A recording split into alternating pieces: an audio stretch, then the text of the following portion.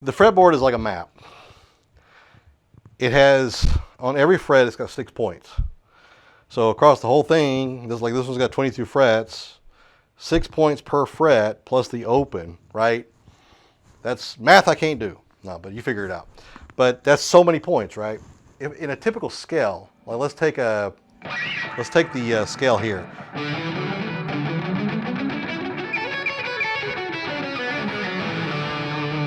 You know, it's got 1, 2, 3, 4, 5, 6, 7 notes. And then it starts over. And those 7 notes repeat. And those 7 notes repeat all over the fretboard, because I can take that right there. And I can move it to here. I can move it to here. To here. To here.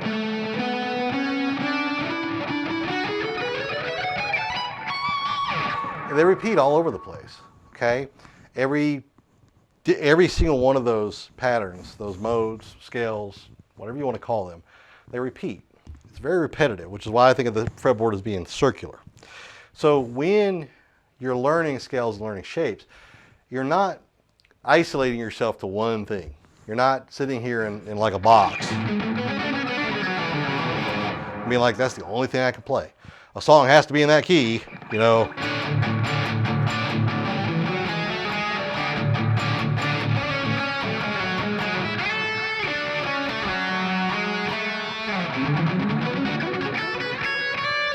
It has to be in that key for me to play that scale. No, I can move that scale all over the place.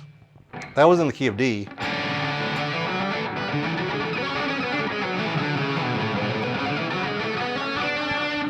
If you look at the pattern there, I'm going to give you a 3-string pattern really quick. 5, 7, 4, 6, 7 on the 4th string. 4, 6, 7 on the 3rd string.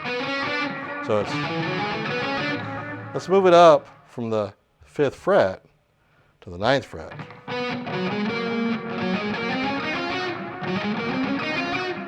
Move it from the 9th fret to the 12th fret. 12th fret to the 15th fret. 15th fret to the, what's that, the 19th fret? Change strings. Let's move it back to the 6th string. 6th string at the 7th fret. Move it to the 3rd fret. It's the same pattern. Now it's in different keys. So let's say I learned a song in the key of D, and I got this Lydian shape. Let's say my whole solo was just that.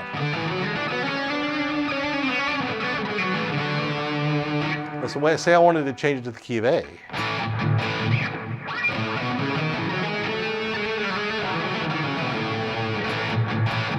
Say I wanted to change it to the key of G.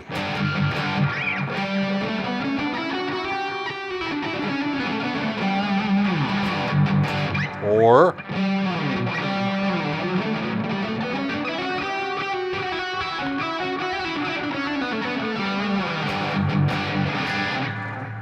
I'm hoping you see what I'm saying there, is that once you learn a shape, whether it's 6 notes, 7 notes, 3 notes, as long as you understand the root of that tonic note, that first, usually it's the first note in the scale. It's not always the first note in the scale. A lot of times it is. I can move that thing all over the place. So when you're building technique, you're building speed and things like that, once you got something that starts locking in, like maybe it's just this. And you're like, well, that's in, I don't know what key that's in, right?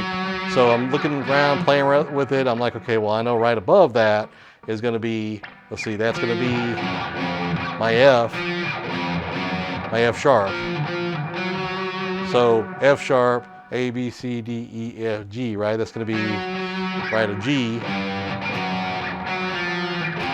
Well, we got an F, an F, yeah, an F sharp. It's an F sharp. And I want you to check that out. Like, I'm going to leave that in there. And there's a reason I'm leaving that in there. Because a lot of teachers will tell you got to memorize the whole fretboard. and you don't. You don't have to memorize the whole fretboard. It's probably good to do, but somebody says, play in the key of G, and I'm sitting here going, where's G at? Oh yeah. But these oddball ones, like obviously E, G, A, B, right? These oddball ones like F sharp and things like that, and D flat or something like that, might be a little bit harder to find for you, and that's okay. There's nothing wrong with that. But you find that. So that's F sharp, and that's really a minor, right? Probably a G flat minor, because usually when we're talking majors, we're talking sharps. When we're talking minors, we're talking flats. That's, again, not something that, I really even care about. It's just, if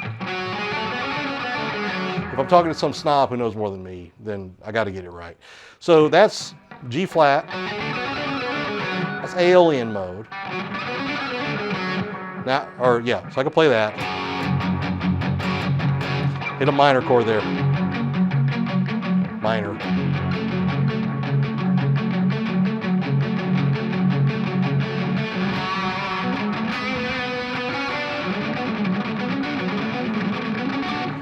Now I'm like, and that's 4th string, 3rd string, 4th fret, 6th fret, 7th fret. I'm just alternate picking, going back and forth, doing some kind of weird pattern there. Now they're like, you got to play in the key of, B. So now I'm here, and I go up an octave.